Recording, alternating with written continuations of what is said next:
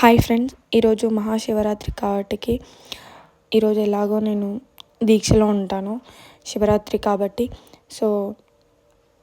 6 అయిన తర్వాత శివుడికి అభిషేకం చేస్తూ పంచామృతాలతో అభిషేకం చేసి నేను ఇంట్లో ఇలా చేయడం ఫస్ట్ టైం. ఎప్పుడు నాన్నే అభిషేకం చేస్తూ ఉంటాడు, ఎందుకంటే నాన్న కూడా శివుణ్ణి చాలా ఆరాధిస్తాడు, అందులో నేను కూడా.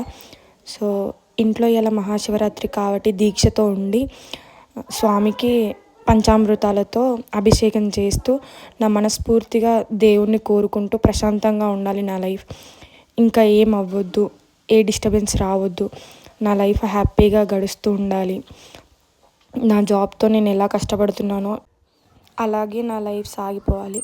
ఇంకొకటి ఏంటంటే శివయ్యకి అభిషేకం చేస్తే చాలా ఇష్టం. అదే మనము కోరుకున్న కోరికని స్వామివారికి చెప్తూ మనం అభిషేకం చేసామనుకో ఆ ఫలితం ఖచ్చితంగా జరుగుతుంది అని చాలామంది నాకు చెప్పారు. మన కష్టంలో సుఖంలో ఎప్పుడూ శివయ్య మనకు తోడుగా ఉంటాడు అనేది నిజం. ఎందుకంటే నాకు చాలా ఫేస్ చేశాను నా లైఫ్లో. అవన్నీ దాటుకుని రావడానికి శివయ్యనే ఎప్పుడు నాకు అండగా, నీడగా, సంతోషంగా నా జీవితాన్ని గడపడానికి ఎప్పుడు నా పక్కనే ఉన్నాడు శివయ్య. నేను ఎందుకో తెలియదు కానీ శివుడికి చాలా నమ్మకంగా ఉండి భక్తురాలను అయిపోయాను.